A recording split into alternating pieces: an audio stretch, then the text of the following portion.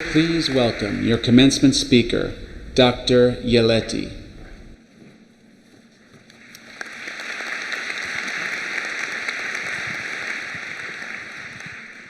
Good morning, everyone.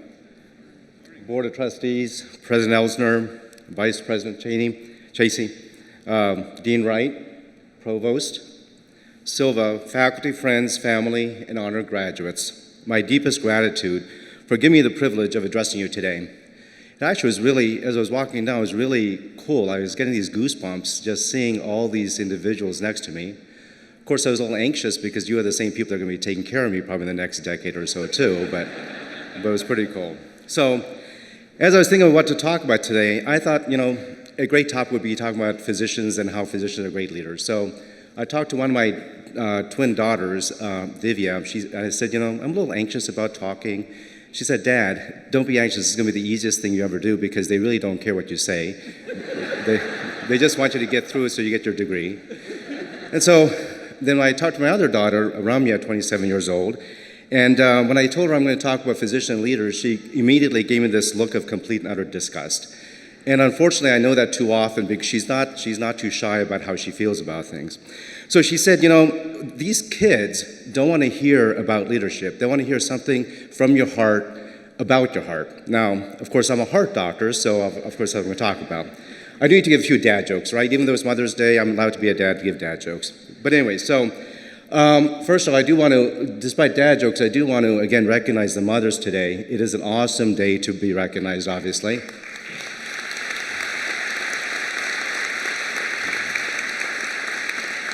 What better gift can you have on Mother's Day than this, right? I mean, President Elsner was saying he might change to a different day, but I think this is pretty awesome, if you ask me.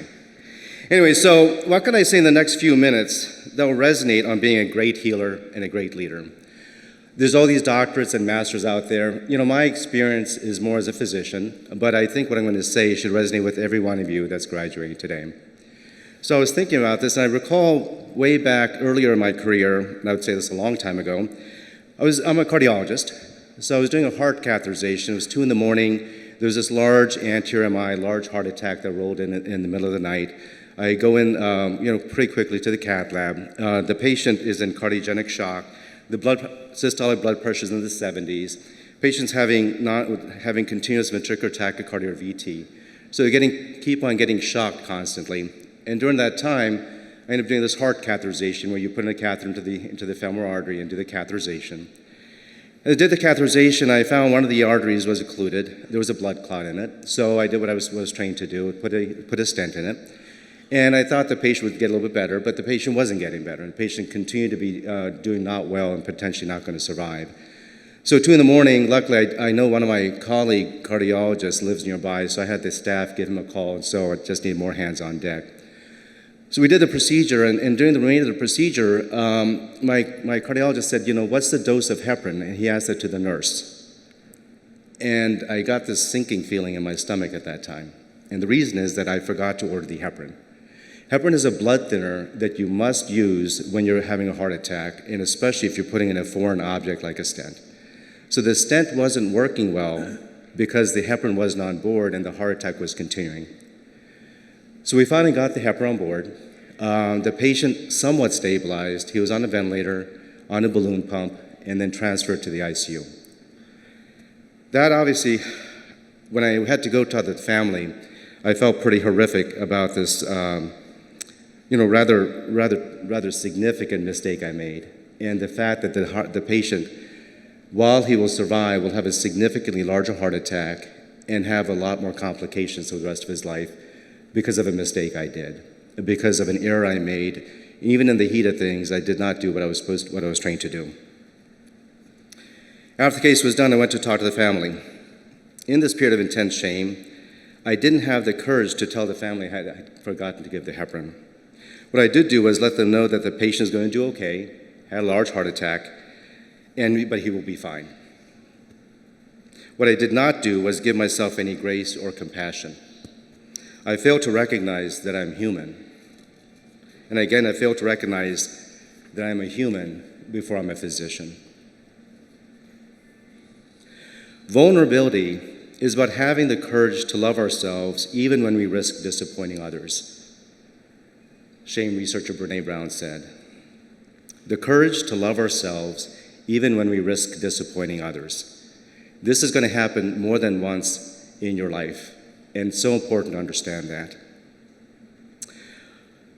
I always thought that we as physicians should be perfect at all times, and we should be on a pedestal, literally and figuratively. You're going to be told, as you don your crisp white long coat, no longer short, you're going to be given a profound privilege that very few people in society have. You're going to be given the privilege of talking to fellow humans when they're the most vulnerable. You're being given the right to prescribe concoctions that can heal some while harming others. You're being given the privilege in all aspects of your life to the degree that you have earned so rightfully today. With that privilege, you may feel society, and heck, even the medical profession, which I'm sometimes not proud of, will expect nothing less than perfection from you. That you will not make mistakes, that you will have no shame, and that you do not have vulnerability, and therefore you cannot be human. If we want to be great physicians, if we want to be great leaders, we need to be great human beings.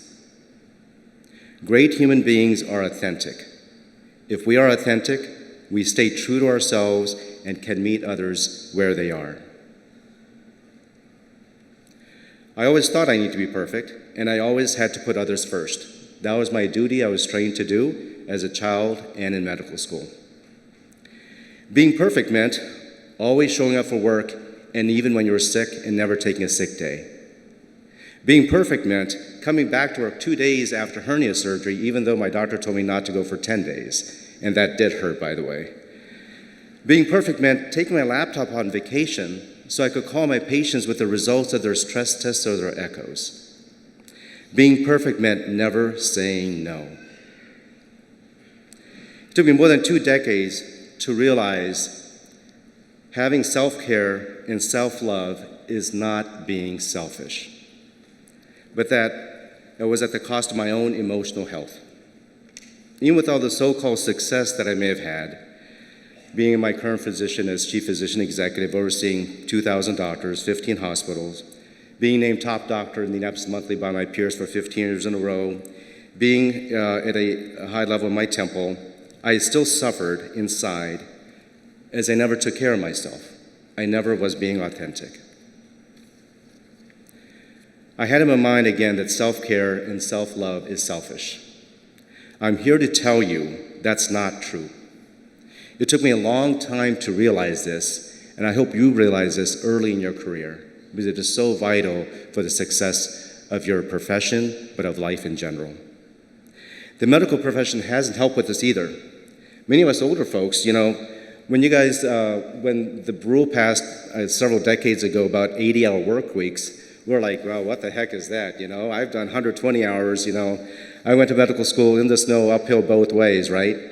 And so we realized, and you're gonna see this in residency with your attendings, but that's not the case. And what's happening should be happening, that we need to put ourselves first so we can put our patients first as well. I've now realized that showing my weaknesses is actually a strength. At this point, I'd like to give you a pop quiz. Again, you're going to say, oh my God, what's this pop quiz thing? Let's just get this over with. But I was going to have you take your phones out, but you probably can't dig in there, and I don't want you to ruin all your dresses. But what I'd like to say, just for a moment, bear with me. On a scale of 1 to 10, if 10 being phenomenal, and 1 being, pretty bad, how would you rank yourself today in terms of how you feel? This should be an easy one, guys, right? This is probably like a 12 today, right? It's pretty awesome, okay? So it's not too difficult, which is wonderful.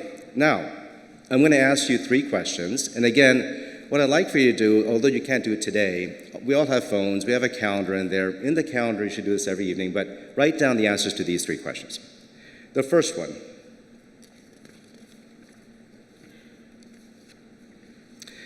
Something grateful for that you've done today or in the past week. Something you've done that somebody's grateful for you in the past week. Could be a colleague, a friend, a family member, a stranger. Think about that for a second.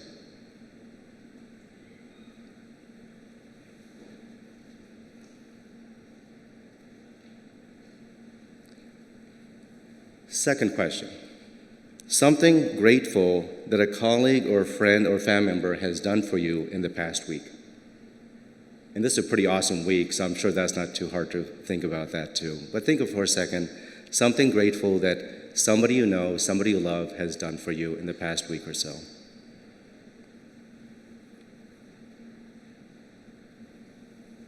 And then finally, something else that you're grateful for.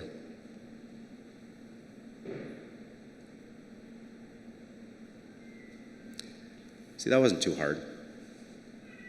Now, the final test on this pop quiz is to go back to the original question I asked. On a scale of 1 to 10, if 10's you feel great, 1 you feel bad, how would you re-rank yourself after this? Obviously, if you're already at 10, you're going to say, well, is it going to be a 50 or something? Well, I get that. But any one of you would have said any lower than what you had before? Obviously, when I say that rhetorically, that means no, so no.